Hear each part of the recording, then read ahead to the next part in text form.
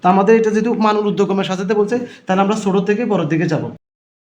তাহলে আমরা আজকে ষষ্ঠ শ্রেণী গণিতের অনুশীলনী 1.4 যে এখানে দেওয়া আছে কি, এই যে নিচের ভগ্নাংশগুলোকে মান ঊর্ধ্বক্রমে সাজাও। তুমি যদি এই অঙ্কগুলো যদি করতে পারো, তাহলে 4 নম্বর অঙ্কগুলো কি করতে পারবা।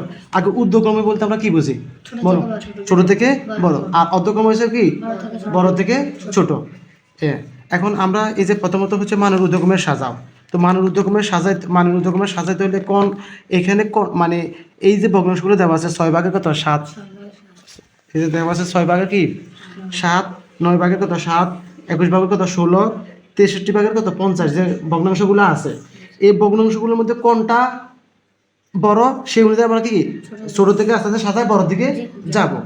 এখন সেক্ষেত্রে আমাদের প্রথমত হচ্ছে এই যে ভগ্নাংশগুলোর কি করতে হবে, এই ভগ্নাংশগুলোর এই হরগুলার লসাগু বের করতে হবে। কি করতে হবে?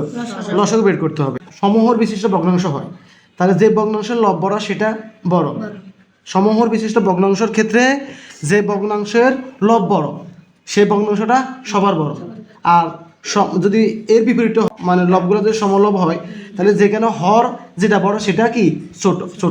এটা হচ্ছে বিপরীতটা। তা আমরা এই সমহর বিশিষ্ট ভগ্নাংশ দিয়ে এগুলো করার চেষ্টা করব। তো এখানে দেখো তোমরা ক নাম্বার দেওয়া আছে 7 ভাগে 6, 9 ভাগের কত 7, তারপর যে কত 21 ভাগের কত 16, তারপর যে কত 63 ভাগের 50। মনোযোগ দিয়ে মানে বুঝলো, না বুঝলে আমাকে বলো, ঠিক আছে? তো এইখানে যে আমরা যে এই যে অঙ্কগুলো করতেছি, এগুলো প্রথম আমরা কি হরগুলো লসাগু বের করবো। তো লসাগু তো আমি কীভাবে বের করতে হয় সেটা দেখাইছি। আমরা ওই যে ইকুয়ালিটি পদ্ধতি দিতে আর কি, যেভাবে লসাগু নির্ণয় করে সেভাবে করবো। তো সেক্ষেত্রে হচ্ছে 7, 9, 21, 63 আমরা এগুলো আগে কী করবো লসাগু নির্ণয় করবো। তো কন্ডিশন হচ্ছে আমার এখানে কয়টা সংখ্যা আছে, 1টা 2টা 3টা 4টা, কয়টা 4টা, কয়টা সংখ্যা আছে 4টা। আমরা এগুলোকে এটাকে বলে ইউক্লিডীয়, এটাকে বলে কি ইউক্লিডীয়। তাহলে এই 7টা এই 7টা যে সংখ্যা আছে এইটার মধ্যে ন্যূনতম কয়টার মধ্যে ভাগ যেতে হবে, সবগুলা কি বেজোড়।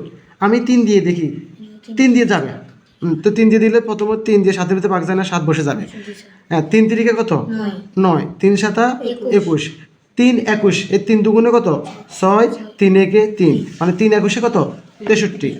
এখন আসো আবার আমি আবার দিই, যেহেতু এই 3 দিয়েও যায় 7 দিয়েও যাবে, 3 দিয়েও যাবে 7 দিয়েও যাবে।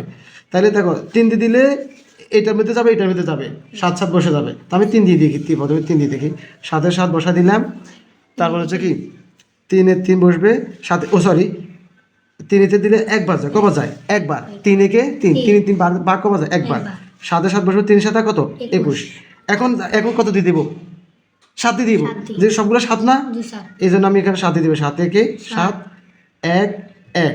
তাহলে আমি দশক হিসেবে পাইলাম কত, এই যে 3 গুণন 3 গুণন কত 7, তাহলে 3 তিরিকে 9, 7 9 কত 63।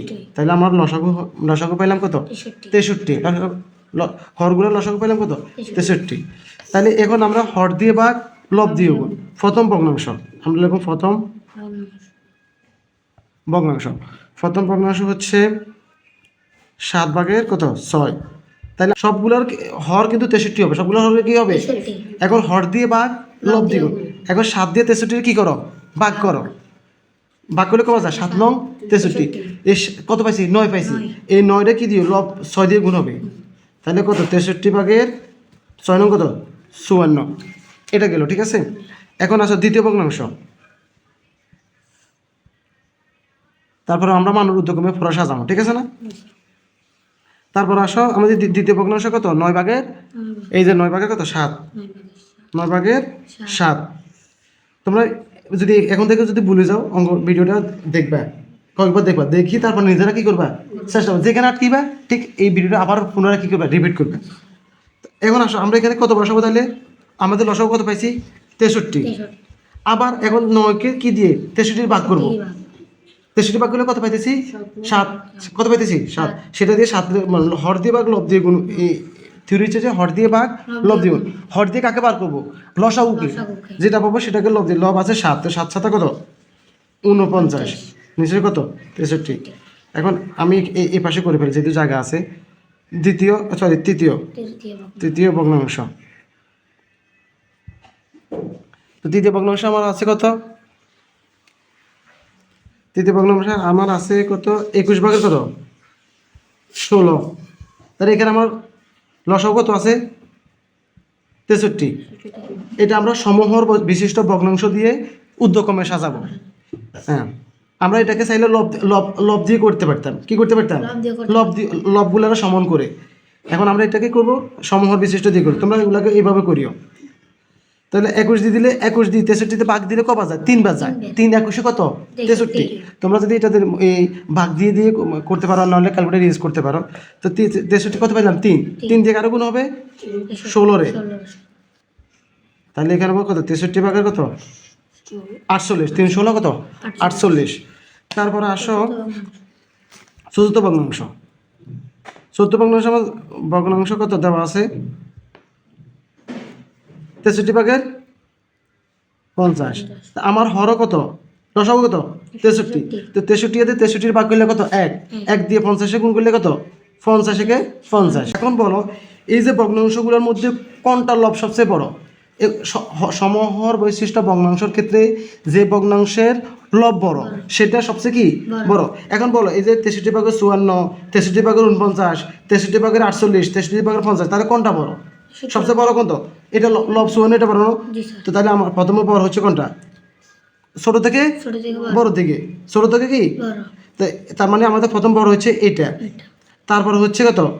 এই 54 পর কত? 50। তারপর কত? 48। তারপর কত? 49। তাহলে আমাদের সবচেয়ে ছোট হচ্ছে কোনটা? এটা। তোমার ভগ্নাংশগুলো লবগুলোকে আগে সাজাও। বলো এই প্রথম আছে কত? 54।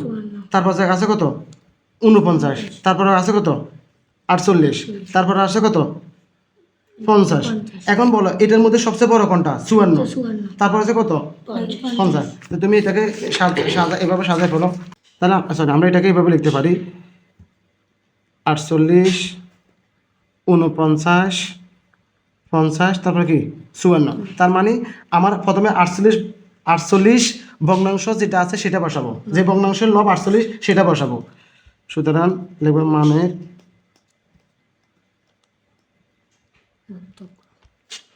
ঊর্ধ্বক্রমে সাজিয়ে পাই, মানে ঊর্ধ্বক্রমে সাজিয়ে পাই। তাহলে আমার যে ভগ্নাংশ, আমার এই ভগ্নাংশের মধ্যে 48 সালের ভগ্নাংশ কোনটা? সেটা হচ্ছে এই যে এটা 63 ভাগের কত? 48। 63 ভাগের কত? 48। তাহলে 63 ভাগের কত? 48। তারপর এই কত আছে দেওয়া আছে? এই যে দেখতেছ 21 ভাগের কত? 16।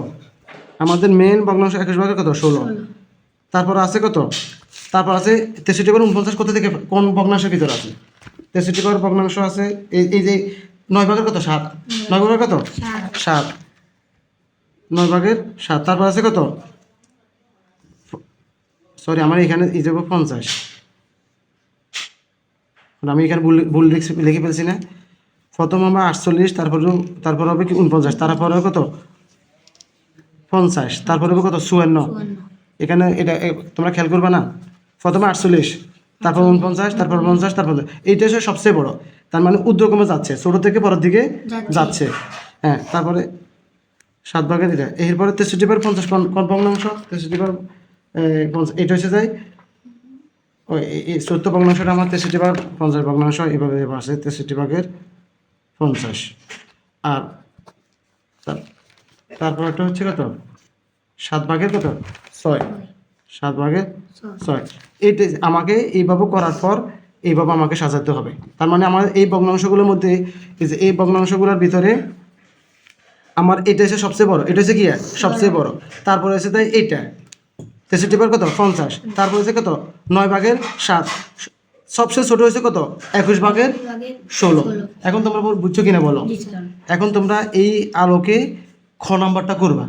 এর আলোকে কি খ নাম্বারটা করবা। আমি বারবার বলতেছি, তোমরা যদি একবার যদি না বুঝো বারবার রিপিট করার চেষ্টা করবা। তাহলে কিভাবে করছি বুঝছো কিনা? তুমি প্রথমে এগুলাকে মানে লসাগু নির্ণয় করতে হবে, তারপর এগুলাকে সমহর বিশিষ্ট ভগ্নাংশে প্রকাশ করতে হবে। তারপর আমি দেখবো যে ভগ্নাংশের লব বড় সেটা সবচেয়ে কি বড়, আর যেটা সবচেয়ে এই ভগ্নাংশের লব ছোট সেটা সবচেয়ে ছোট। তা আমাদের এটা যেহেতু মান ঊর্ধ্বক্রমে সাজাতে বলছে, তাহলে আমরা ছোট থেকে বড় দিকে যাব। তো আজকে এতটুকু পর্যন্ত, নেক্সট ভিডিওতে তোমরা অন্য টপিক নিয়ে আলোচনা করবো। আজকে তোমরা কী করবা, যে এই 3 দিনের মানবিক উদ্যম যে ঘটা আছে সেটা আমাকে এখন করে দিবা, ঠিক আছে? ওকে, আল্লাহ হাফেজ।